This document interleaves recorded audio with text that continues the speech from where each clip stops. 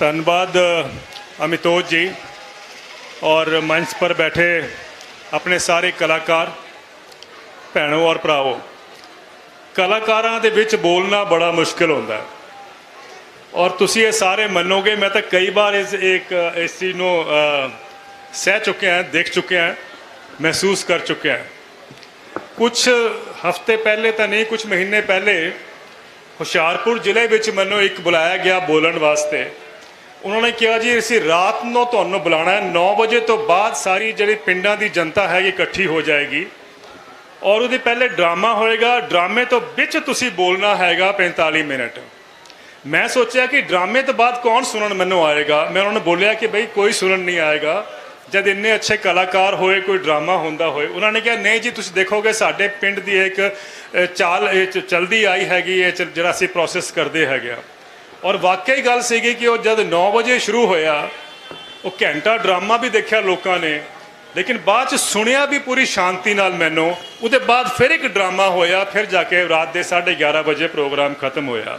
मैनू समझ आता है कि बई वो रोल कितना इंपॉर्टेंट होंदा है कलाकारां दा, ये सानू समझना सब नू बहुत जरूरी हैगा। और इन्होंने जिहड़ी भूमिका बनाते हैं, जिहड़ी सानू ताकत मिलती हैगी है, वो तुहाडे सामने ही है। मान साहब ने गल कही है कि एक पोल्यूशन का बिल की गल कर रहे थे।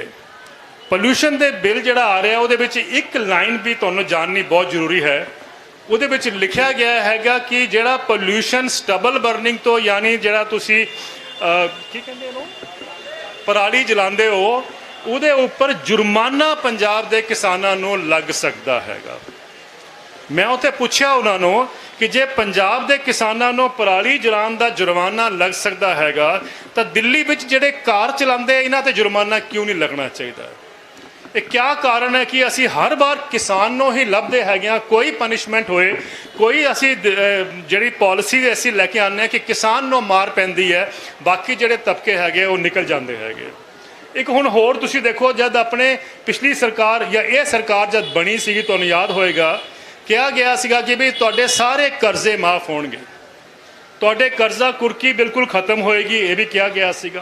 फिर तुहानू ये कहा गया कि सरकारी कर्जा होए बैंक का या प्राइवेट बैंक का हो या कोऑपरेटिव का है, वो सारा माफ़ किया जाएगा। एक नहीं कई बार कहा गया सीगा। जब सरकार बन गई, तुसी तो वोट करती, तुसी सब ने वोट की। जब सरकार बन गई तो उन्होंने कहा कि पैसा नहीं है, पैसा नहीं है। तो उन्होंने कहा जी कि असी 8-9 हज़ार करोड़ रुपए का एक कमेटी बनाई। पहले कमेटी ने कहा कि असी सिर्फ 2 लाख रुपए का कर्जा जिहड़ा हैगा वो माफ़ करांगे, तुहाडे से बहुतां दा माफ़ होया होएगा, लेकिन सब दा असी माफ़ नहीं करांगे। क्यों पैसा नहीं है।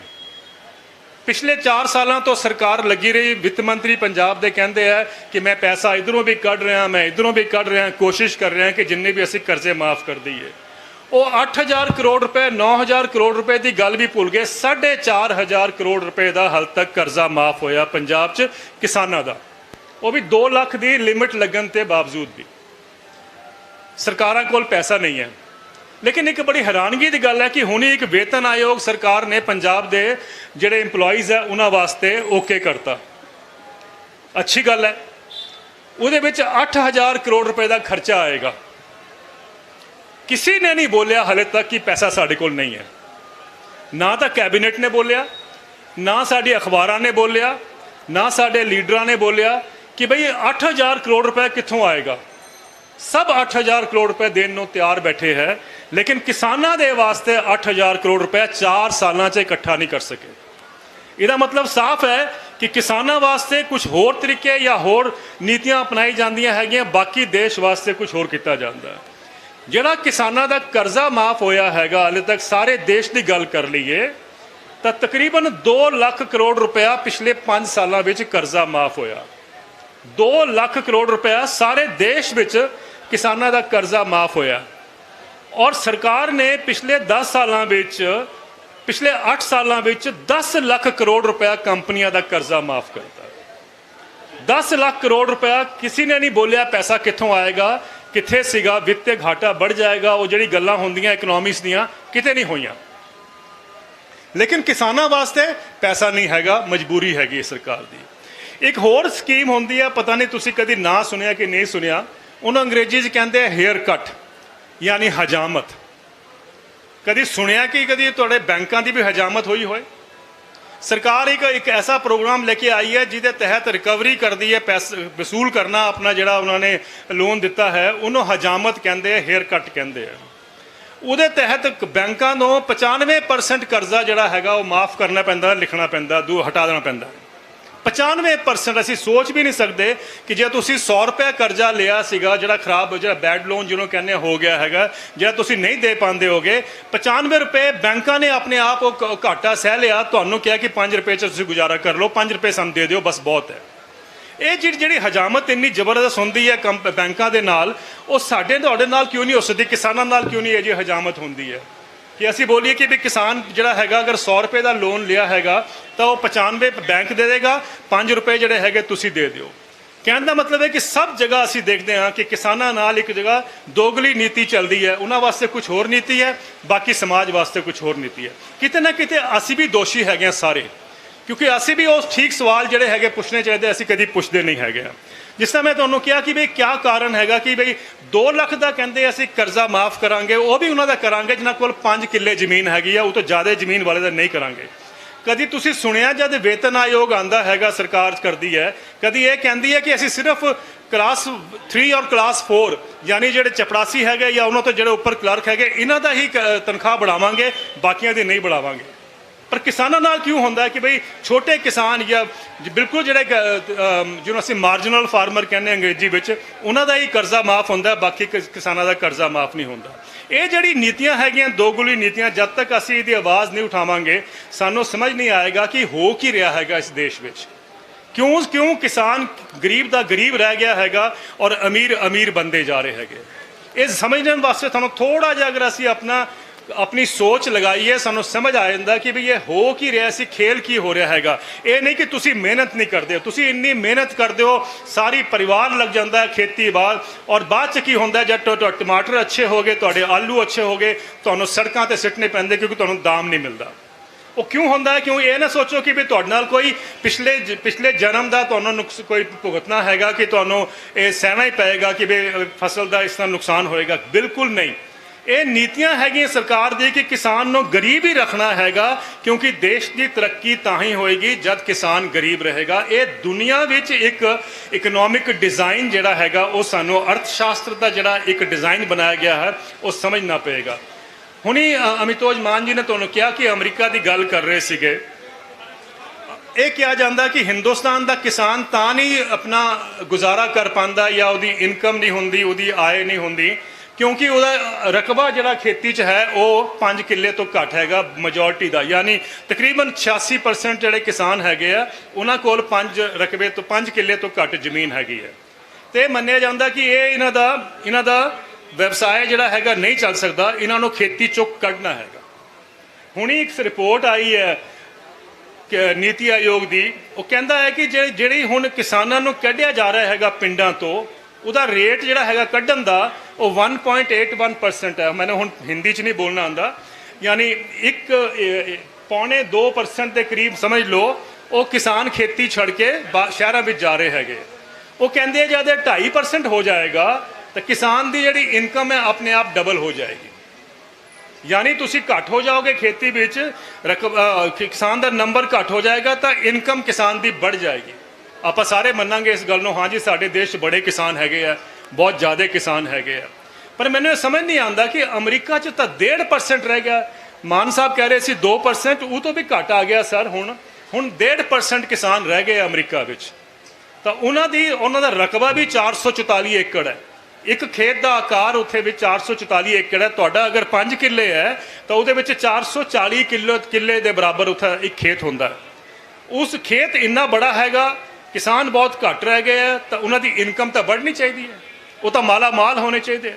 लेकिन अज हालात ये है अमरीका दे कि अमरीका विच जिहड़ी किसानां दी आत्म हत्याएं हो रही हैं या जिहड़ी पिंडां विच आत्म हत्याएं हो रही हैं और जिहड़ी शहरां विच आत्म हत्याएं हो रही हैं, वो तो दुगनी आत्म हत्याएं पिंडां विच हो रही हैं। ये अमरीका का हाल है। जे अमरीका विच सबसिडी जिहड़ी किसानां नूं दित्ती जांदी है वो अगर खिच लो वापिस या ना दिओ ਤਾਂ ਉਹ ਅਮਰੀਕਾ ਦੇ ਜਿਹੜੇ 1.5% ਰਹਿ ਗਏ ਉਹ ਵੀ ਖੇਤੀ ਛੱਡ ਕੇ ਬਾਹਰ ਚਲੇ ਜਾਣਗੇ। ਯੂਰਪ ਵਿੱਚ ਦੇਖੋ ਉੱਥੇ ਵੀ ਇਹੀ ਹਾਲ ਹੈਗਾ। ਆਸਟ੍ਰੇਲੀਆ, ਬਹੁਤ ਸਾਰੇ ਪੰਜਾਬ ਤੋਂ ਲੋਕੀ ਆਸਟ੍ਰੇਲੀਆ ਜਾਂਦੇ ਹੈ। ਆਸਟ੍ਰੇਲੀਆ ਵਿੱਚ ਇੱਕ ਖੇਤ ਜਿਹੜਾ ਹੈਗਾ ਉਹ 12,000 ਕਿੱਲੇ ਦਾ ਹੁੰਦਾ ਹੈ। ਔਸਤਨ 12,000 ਕਿੱਲੇ ਦਾ ਇੱਕ ਖੇਤ ਹੁੰਦਾ ਹੈ। ਉਹ ਤਾਂ ਕਿਸਾਨ ਬੜਾ ਅਮੀਰ ਹੋਣਾ ਚਾਹੀਦਾ। ਲੇਕਿਨ ਕਿਆ ਹਾਲਾਤ ਹੈਗੇ ਕਿ ਆਸਟ੍ਰੇਲੀਆ ਵਿੱਚ ਵੀ ਜਿਹੜੇ ਕਿਸਾਨ ਹੈਗੇ ਉਹਨਾਂ ਦੀ ਆਤਮ ਹੱਤਿਆ ਸਾਰੇ ਦੇਸ਼ ਤੋਂ ਜ਼ਿਆਦਾ ਆਤਮ ਹੱਤਿਆ ਕਿਸਾਨਾਂ ਦੀ ਹੋ ਰਹੀ ਹੈ।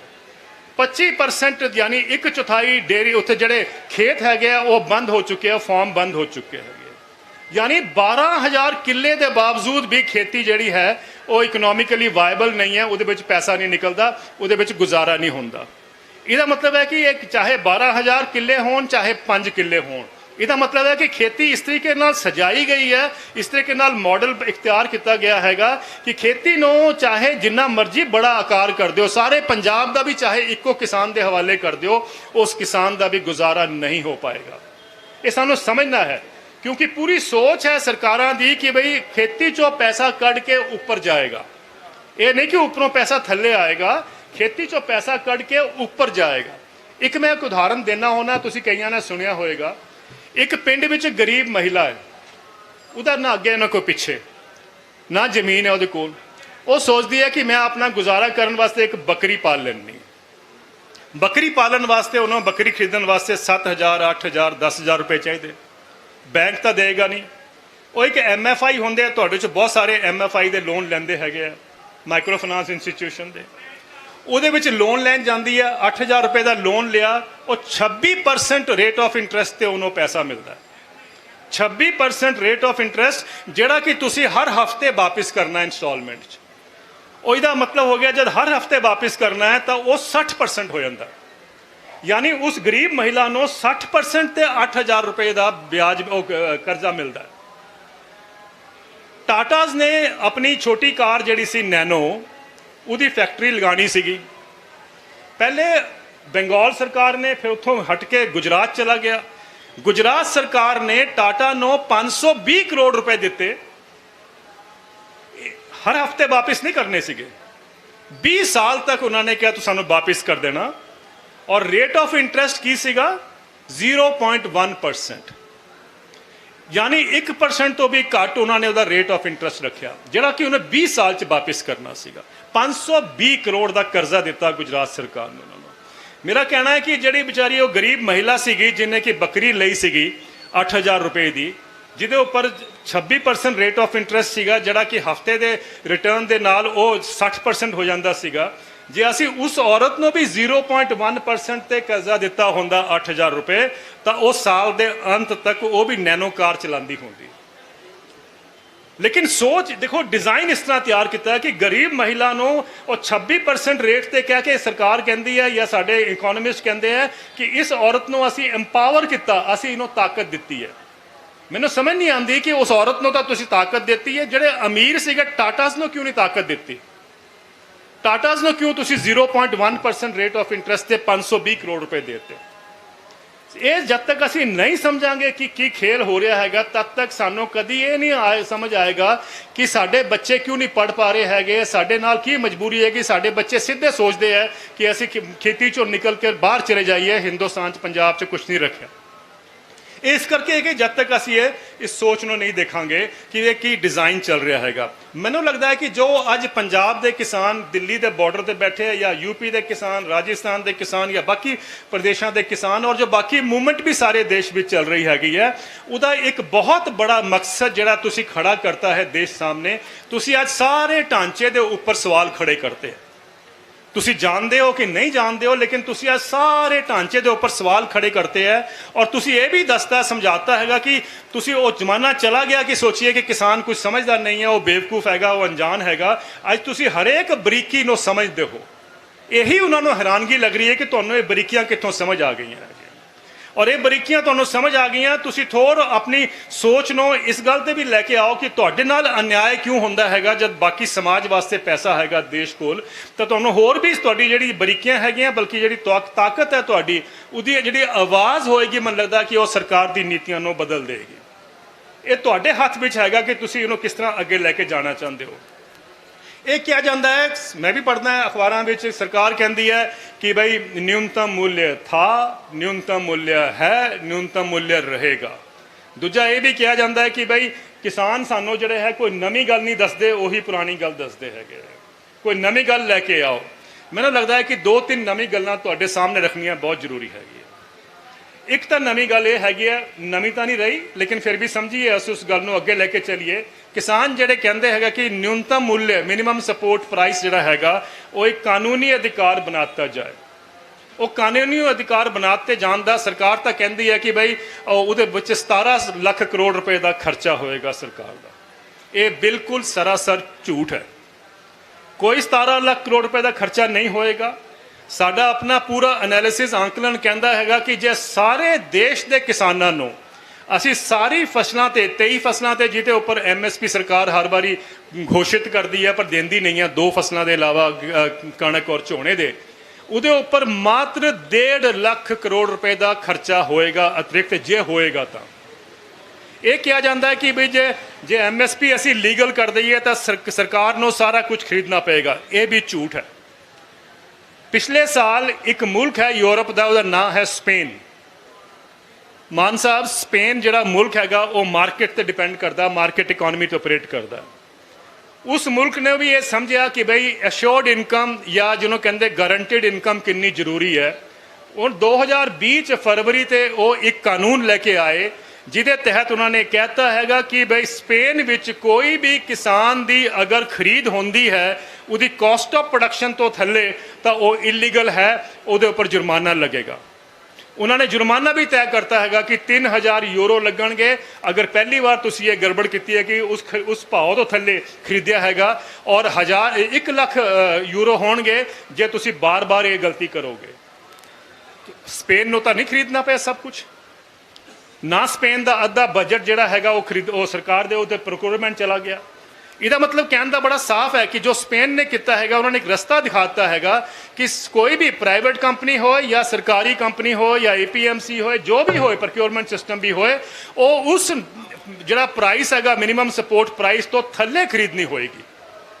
ये भी कहा जाता है कि साहब ये सब्जियां वास्ते किस तरह करांगे, ये तो सिर्फ झोने वास्ते हो सकता है, कणक वास्ते हो सकता है। केरल ने एक बड़ा अच्छा किया। केरल ने 6 महीने पहले, केरल जिहड़ा प्रदेश है, उन्होंने 6 महीने पहले 17 फसलों ते जिहदे विच सब्जियां और फ्रूट्स हैगे है, उन्होंने उहदे विच एक तय करता कि मिनिमम की प्राइस होएगा।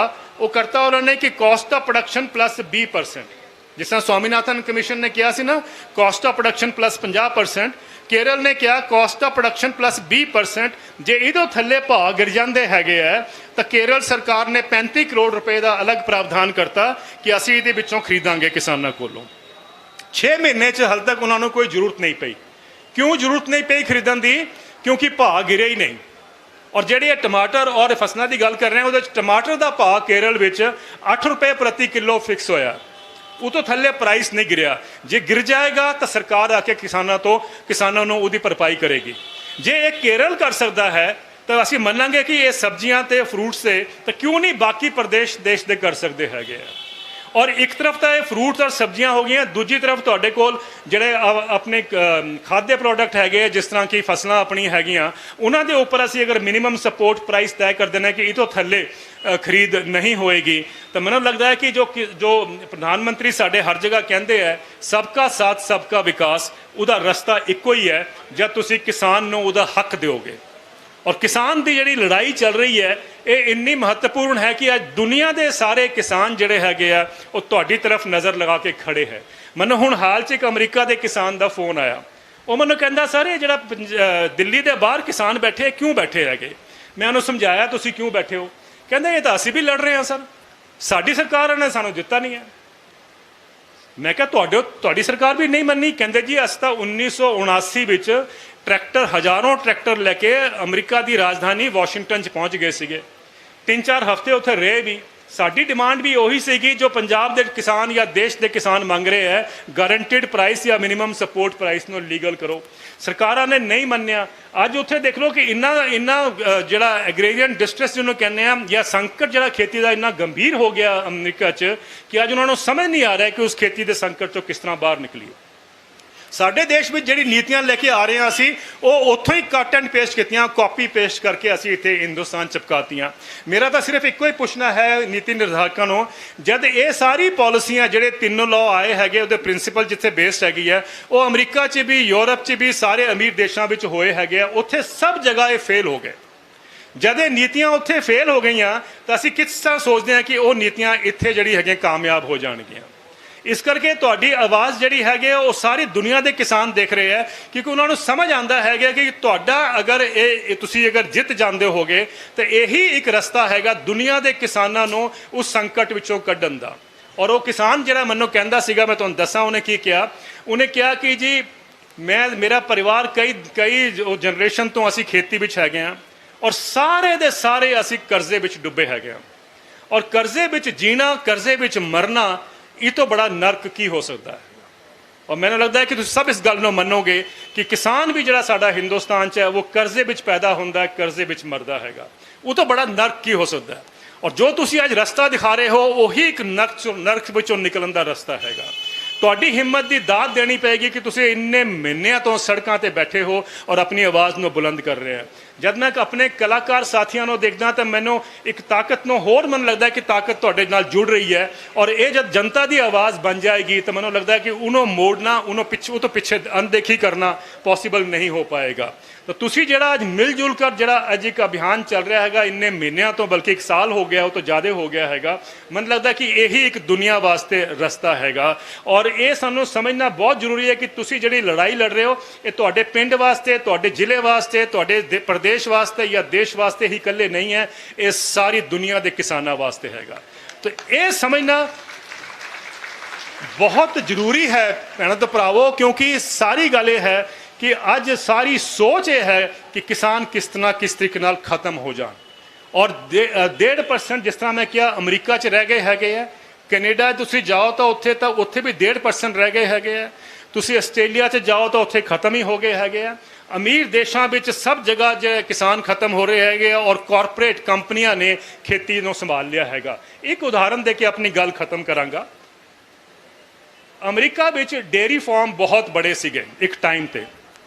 ਅਮਰੀਕਾ ਵਿੱਚ 1970 ਦੇ ਦਸ਼ਕ ਵਿੱਚ ਤਕਰੀਬਨ 6.5 ਲੱਖ ਡੇਅਰੀ ਫਾਰਮ ਸੀਗੇ, ਔਰ ਉਹ ਡੇਅਰੀ ਫਾਰਮ ਸੀਗੇ ਜਿਨ੍ਹਾਂ ਕੋਲ ਗਊਆਂ ਵੀ ਬੜੀ ਇੰਪਰੂਵਡ ਸੀਗੀਆਂ, ਹਾਈ ਰੀਡਿੰਗ ਸੀਗੀਆਂ, ਟੈਕਨੋਲੋਜੀ ਵੀ ਸੀਗੀ, ਜਿਹਨੂੰ ਅਸੀਂ ਹਿੰਦੁਸਤਾਨ 'ਚ ਕਹਿੰਦੇ ਹਾਂ ਕਿ ਸਾਡਾ ਡੇਅਰੀ ਫਾਰਮ ਅਮਰੀਕਾ ਦੇ ਡੇਅਰੀ ਫਾਰਮ ਵਰਗਾ ਹੋਣਾ ਚਾਹੀਦਾ।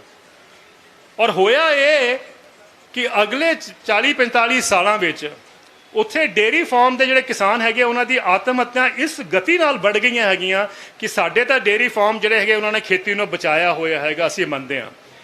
12-13 ਸਾਲ ਪਹਿਲੇ ਇੱਕ ਨਿਊਯਾਰਕ ਟਾਈਮਸ ਦੀ ਖਬਰ ਤੁਹਾਨੂੰ ਸੁਣਾਉਣਾ ਹੈ। ਉਹਨਾਂ ਨੇ ਕਿਹਾ ਕਿ ਉੱਥੇ ਦੇ ਇੱਕ ਡੇਅਰੀ ਫਾਰਮਰ ਨੇ ਇਹ ਆਤਮ ਹੱਤਿਆ ਕੀਤੀ।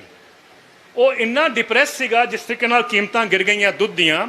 ਉਹਨੇ ਪਹਿਲੇ ਉਹਦੇ ਕੋਲ 51 ਗਊਆਂ ਸੀਗੀਆਂ, ਉਹਨੇ ਪਹਿਲੇ 51 ਗਊਆਂ ਨੂੰ ਗੋਲੀ ਮਾਰੀ, ਫਿਰ ਉਹਨੇ ਆਪਣੇ ਆਪ ਨੂੰ ਗੋਲੀ ਮਾਰੀ। ਔਰ ਇਹ 15 ਸਾਲ ਪਹਿਲੇ ਦੀ ਗੱਲ ਦੱਸ ਰਿਹਾ। ਔਰ ਸੰਕਟ ਇੰਨਾ ਵੱਧ ਗਿਆ ਹੈਗਾ ਕਿ 6.5 ਲੱਖ ਡੇਅਰੀ ਫਾਰਮ ਸੀਗੇ, ਅੱਜ ਘਟ ਕੇ 93% ਡੇਅਰੀ ਫਾਰਮ ਬੰਦ ਹੋ ਗਿਆ। ਅੱਜ ਸਿਰਫ 34-35 ਹਜ਼ਾਰ ਡੇਅਰੀ ਫਾਰਮ ਰਹਿ ਗਏ ਹੈਗੇ। ਲੇਕਿਨ ਦੁੱਧ ਦੀ ਪੈਦਾਵਾਰ ਵੱਧ ਗਈ। ਡੇਅਰੀ ਫਾਰਮ ਜਦ ਇੰਨੇ ਬੰਦ ਹੋ ਗਏ ਤਾਂ ਦੁੱਧ ਦੀ ਪੈਦਾਵਾਰ ਤਾਂ ਘਟਣੀ ਚਾਹੀਦੀ ਸੀਗੀ, ਲੇਕਿਨ ਦੁੱਧ ਦੀ ਪੈਦਾਵਾਰ ਵੱਧ ਗਈ ਕਿਉਂਕਿ ਬੜੀ ਕੰਪਨੀਆਂ ਦੁੱਧ ਦੇ ਕਾਰੋਬਾਰ 'ਚ ਆ ਗਈਆਂ। ਅੱਜ 35,000 ਦਾ ਵੀ ਡੇਅਰੀ ਫਾਰਮ, 35,000 ਗਊਆਂ ਦੇ ਵੀ ਡੇਅਰੀ ਫਾਰਮ ਉੱਥੇ ਹੈਗੇ ਹੈ। ਰਿਜ਼ਲਟ ਇਹ ਹੋਇਆ ਕਿ ਪੈਦਾਵਾਰ ਵੱਧ ਗਈ, ਕੀਮਤਾਂ ਗਿਰ ਗਈਆਂ, ਖੇਤੀ 'ਚੋਂ ਕਿਸਾਨ ਬਾਹਰ ਨਿਕਲ ਗਏ। ਉਹੀ ਸੰਕਟ ਜਿਹਨੂੰ ਤੁਸੀਂ ਦੇਖਦੇ ਹੋ ਅੱਗੇ, ਜਿਹਦੇ ਅੱਗੇ ਤੁਸੀਂ ਕਹਿੰਦੇ ਹੋ ਸਰਕਾਰ ਨੂੰ ਕਿ ਸਾਡੇ ਵਾਸਤੇ ਇਹ ਲਾਜ਼ ਠੀਕ ਨਹੀਂ ਹੈਗੇ। ਉਦਾਹਰਨ ਹੈ ਤੁਹਾਡੇ ਸਾਹਮਣੇ ਕਿ ਇੱਕ ਅਮਰੀਕਾ ਦੀ ਇੰਨੀ ਬੜੀ ਡੇਅਰੀ ਇੰਡਸਟਰੀ ਕਲੈਪਸ ਕਰ ਗਈ ਉसी ਲਾਜ਼ ਦੇ ਕਰਕੇ ਜਿਹੜੇ ਲਾਜ਼ ਹਿੰਦੁਸਤਾਨ 'ਚ ਲੈ ਕੇ ਆ ਰਹੇ ਹੈ। ਇਹ ਸਾਨੂੰ ਸਮਝਣਾ ਬਹੁਤ ਜ਼ਰੂਰੀ ਹੈਗਾ। ਔਰ ਅਖੀਰ 'ਚ ਮੈਂ ਬਹੁਤ ਜਗ੍ਹਾ ਇਹ ਗੱਲ ਕਰਦਾ ਹੁੰਦਾ ਹੈ ਕਿ ਜੇ ਤੁਸੀਂ ਸੋਚਦੇ ਹੋ ਕਿ ਮੈਂ ਤਾਂ ਇਕੱਲਾ ਹਾਂ ਜਾਂ ਮੈਂ ਇਕੱਲੀ ਹਾਂ, ਮੇਰੇ ਕਹਿਣ ਨਾਲ ਕੀ ਹੋਏਗਾ, ਇਹ ਬਹੁਤ ਲੋਕੀ ਸੋਚਦੇ ਹੋ। ਇਹ ਸਾਡੇ ਕਲਾਕਾਰਾਂ ਨੂੰ ਦਾਤ ਦੇਣੀ ਪਏਗੀ। ਇਹ ਫਿਰ ਵੀ ਸਾਰੇ ਇਕੱਠੇ ਹੋ ਕੇ ਤੁਹਾਡੇ ਸਾਹਮਣੇ ਆਏ ਹੈਗੇ। ਬਹੁਤ ਸਾਰੇ ਲੋਕੀ ਇਹ ਸੋਚਦੇ ਹੈ ਕਿ ਮੈਂ ਇਕੱਲਾ ਹਾਂ ਜਾਂ ਮੈਂ ਤਾਂ ਇਕੱਲੀ ਰਹਿਣਾ ਹੈ, ਮੇਰੇ ਕਹਿਣ ਨਾਲ ਕੀ ਹੋਏਗਾ। ਜਿਹੜੇ ਸਾਡੇ ਮੰਚ 'ਤੇ ਵੀ ਨੇਤਾ ਬੈਠੇ ਆ, ਜਦ ਇਕੱਠੇ ਹੋ ਕੇ ਸਾਨੂੰ ਸਮਝ ਆਉਂਦਾ ਕਿ ਤਾਕਤ ਦਾ ਕਿੰਨਾ ਬੜਾ ਇੱਕ ਰੋਲ ਹੁੰਦਾ ਹੈ।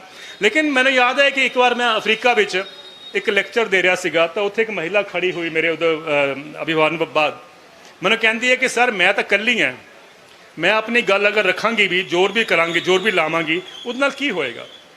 बड़ा मुश्किल सवाल सीगा। इन्ने च एक औरत होर खड़ी हो गई, वो भी अफ्रीका की सीगी, कहती सर इसका जवाब मैं देवांगी। मैं कहा जी बहुत चंगी तरह, मैं खुश होया, मैं क्या चंगा जवाब दे देगी शायद।